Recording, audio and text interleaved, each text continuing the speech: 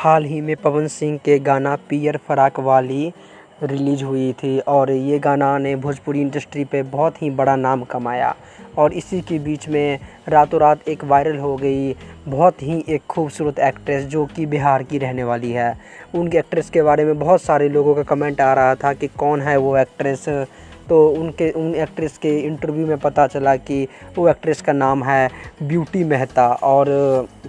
वो बिहार के मुंगेर ज़िला की रहने वाली हैं और रातों ही पवन सिंह की इस गाने पे फेमस हो गई है। तो उनसे इंटरव्यू के दौरान बातचीत हुए पे पता चला कि वो बिहार की मुंगेर ज़िला की रहने वाली है और वो गया में अपनी फ्रेंड के यहाँ गई थी